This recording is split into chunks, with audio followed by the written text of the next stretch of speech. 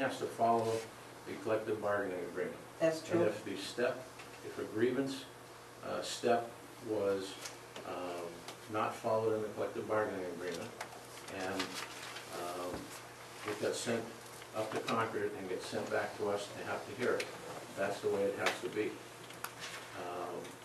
I don't think the commissioner should excuse themselves from hearing a case because the grievance procedure wasn't followed the way it was supposed to have been followed.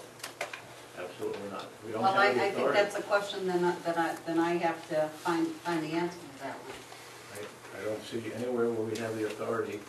It's no different than next month us pulling 3 people out of the audience to say, come up here and sit on this commission and do that. We can't. The only one that has the authority to appoint a police commissioner is the town council.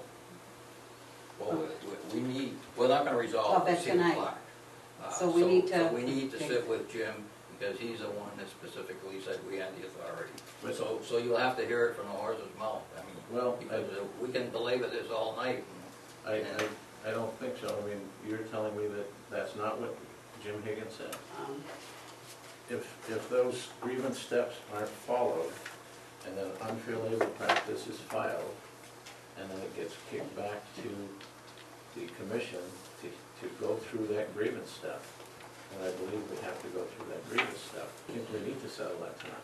But how do we get the answer to the question? He said, Clark, he said we had the authority, so let's get it from the horse's mouth, and then you can debate it with him. Because, I don't need to debate it with Attorney Higgins, because when I'm looking at the duties that I'm bound to do, I took an oath.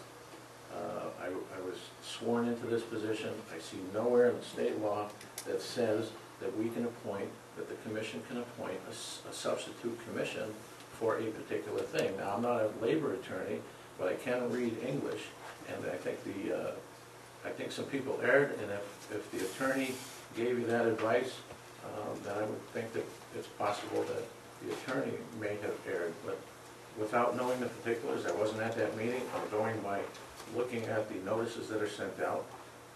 I'm going to make a motion at this point that we abolish this substitute commission, and that we cancel that appointment that's made for next week for that public hearing, and reschedule it to be heard in front of this board, and reschedule it and put notices up in accordance with the law of when it has to be put out there, because I don't believe, and I'm telling you right now, there's going to be another unfair labor practice, and it costs us more money, because if I was the grievant, I would say I'm entitled under the collective bargaining agreement to go through a particular step, which I think is step 3, which goes to the police commission, and it never got heard by the police commission.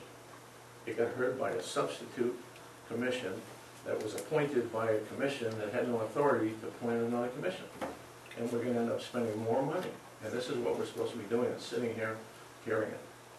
That's my opinion. So I would think at a minimum that we would have to postpone the upcoming hearings until we, and reschedule them, in case we get the opinion that, you know what, Commissioner Carolian is correct in his assumptions and his opinions, and that it needs to be heard in front of this commission. And that I should hear it? And that you should hear it. I don't know what your objections are, and we can talk about that in non-public. Yep. But I think at a minimum that it needs to get postponed, because if it comes back that we are to hear it, and there would be an unfair labor practice, and we don't have the prior commission didn't have the authority to appoint commissioners to hear a particular case, then what do we do at that date? So we need to move that out, suspend it at this point. So you're agreeable to finding the answer to the question? At this point, I would be agreeable. I would make a motion that the hearing is scheduled for 28th, 29th? Is that what's publicly been put out there? It's the 28th and the 29th. That get postponed until we get a ruling from, I guess, the councils, our council, as to what the concerns are and what's legal and what's illegal, because I think at this point it would be illegal to do that. And if the other concern I have is if that substitute panel has received any information about this case that's come up, that we might be, not me, because I wasn't part of it, there might be a violation of this person's, Well, I think that's all discussion, it shouldn't even be. okay. Well, then I'll make the motion that we move this, cancel the hearing that's coming up next week that's been posted publicly to a further date that's amicable to both sides, the grievant and the police commission. We have 5 working days between now and next Wednesday, so I'm sure we can get an answer from him. From him or From Attorney Higgins. The problem with that would be if Attorney Higgins turns around and says, yes, we need to hear the case, then perhaps I have a scheduling conflict at such short notice of being 5 days. So that's why we need it to be rescheduled.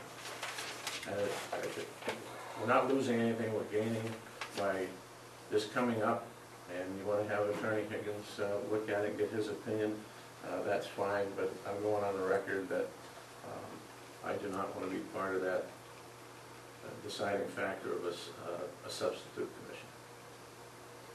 Well, you weren't, it was done Okay. last. But I took this position July 1, I was sworn in.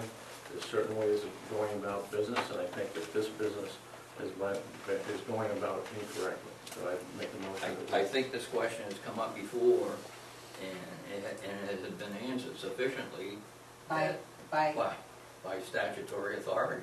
I'm sure he's got this question before, I know he has. Any part of that. I don't want to be liable in any way for that, because I strongly believe that if that attorney wants to show me in writing where they have the authority to do that, that's fine. I can't see where the town council didn't swear these people in and take an oath, right? Nobody was nominated. They didn't go in front of the town clerk and get sworn in and take an oath as required by law. You're gonna see a grievance coming down the road, I guarantee it. Well, that's probably why, then he has malpractice insurance, but I don't see why we should incur, why we should incur additional expense with Hayes and Oates. To be honest with you, I don't care if another attorney has malpractice insurance or not. I'm concerned about the taxpayers who fix it. I'm concerned about what we